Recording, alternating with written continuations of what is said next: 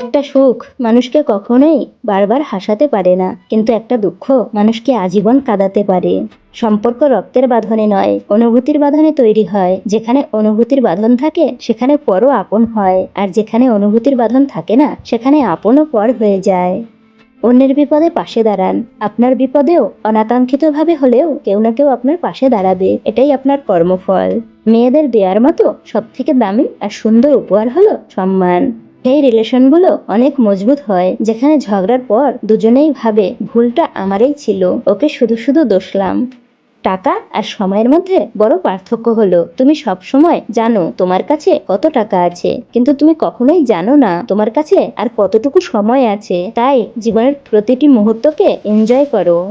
কি ভাবছেন লোকের উপকার করে খুব মহান হবেন? ভুল ভাবছেন। স্বার্থের দুনিয়ায় কাজ মিটে গেলেই সবাই আপনাকে ভুলে যাবে।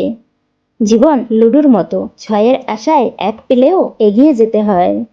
কোনো মানুষ আমাদের বন্ধু বা শত্রু হয়ে এই পৃথিবীতে আসেনি, আমাদের ব্যবহার ও কথাবার্তায় মানুষকে আমাদের বন্ধু ও শত্রু বানায়।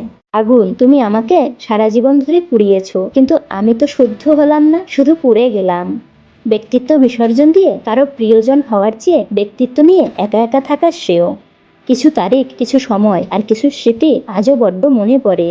যদি নিজের ব্যথা টের পাও তবে তুমি জীবিত, যদি অন্যের ব্যথা টের পাও তবে তুমি মানুষ। নীরবতা অনেক কথাই বলে, সেই কথা কান দিয়ে নয় মন দিয়ে শুনতে হয়। মানুষ একা থাকতে ভালোবাসে না, কিন্তু যখন তার দুঃখগুলো কেউ বুঝতে চায় না তখন সেই মানুষটি বাধ্য হয়ে নিজেকে সবার কাছে আড়াল করে রাখে। অল্প জ্ঞানে লাফালাফি, মধ্য জ্ঞানে চুপ, পূর্ণ জ্ঞানে বিনয়ে ভরা, শুদ্ধ জ্ঞানে রূপ। তুমি সফল হলে তোমার ছেঁড়া জামাটাও ইতিহাস, তুমি ব্যর্থ হলে তোমার সুট পরাটাও উপহাস। ভালো মানুষ সবাই চায়, কিন্তু মানুষের ভালো কেউ চায় না। হাজারটা বন্ধু পাওয়া বড় কথা নয়, বড় কথা হচ্ছে এমন একটা বন্ধু পাওয়া যখন পৃথিবীর সব মানুষ তোমার বিরুদ্ধে থাকবে তখন সে তোমার পক্ষে থাকবে। হাত ধরে কিছুক্ষণ চলার নাম ভালোবাসা নয়, ছায়া হয়ে সারা জীবন পাশে থাকার নামেই হলো ভালোবাসা। কারো চটি চেটে নিজের পরিচয় তৈরি করার চেয়ে নিজের চটি ক্ষয় করে নিজের পরিচয় তৈরি করা অনেক বেশি সম্মানজনক।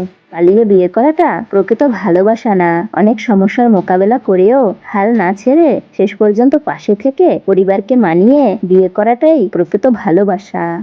জিভে হার না থাকা সত্ত্বেও মানুষের মন ভেঙে দেওয়ার শক্তি রাখে। আমরা কালো মানুষকে ঘৃণা করি, কিন্তু স্কুলের সেই কালো বোর্ডেই প্রত্যেক ছাত্রছাত্রীর জীবন উজ্জ্বল করে। যে যত বেশি আশা করবে সে তত বেশি কষ্ট পাবে, এটাই প্রকৃতির নিয়ম। নিজের শরীরকে প্রয়োজনের চেয়ে বেশি সাজিও না, কারণ সে তো মাটির সাথে মিশে যাবে। সাজাতে হলে চরিত্রকে সাজাও, কারণ মৃত্যুর পরেও মানুষ তোমাকে স্মরণ করবে। মানুষ প্রতিষ্ঠিত হওয়ার পরে যে ব্যবহারটা করে সেটাই তার আসল চরিত্র। দুঃখ একটাই, আজও মানুষ চিনতে শিখলাম না। কেউ একটু ভালো আচরণ করলেই বিশ্বাস করে ফেলি। দায়িত্ব জিনিসটা বড়ই অদ্ভুত, যে পালন করে সে সবসময় দোষী হয়, আর যে এড়িয়ে চলে সে শুধু লম্বা লম্বা জ্ঞান দিয়ে যায়। আমি কখনোই তোমার কাছ থেকে দূরে সরে যাইনি। হঠাৎ করে অনেক মানুষ তোমার আপন হয়ে উঠেছে, আর সেই ভিড়ে আজ আমি হারিয়ে গেছি। বাস্তবতা বড়ই কঠিন। কেউ রাগ দেখিয়ে ভাত ছুঁড়ে ফেলে, আবার কেউ দুমুঠো ভাতের জন্য চোখের জল ফেলে। পৃথিবীর নিয়ম বড়ই অদ্ভুত। মৃত মানুষকে কাঁধে নিয়ে যাওয়াকে পূর্ণ মনে করে, অথচ জীবিত মানুষকে সাহায্য করার আগে 10 বার চিন্তা করে। ভালোবাসা মানে বৃদ্ধ বয়সে গিয়েও হাত ধরে বলা, আমি আছি তো, ভয় কিসের। ষড়যন্ত্র করে কাউকে সফল হতে দেখিনি, তবে ধ্বংস হতে দেখেছি।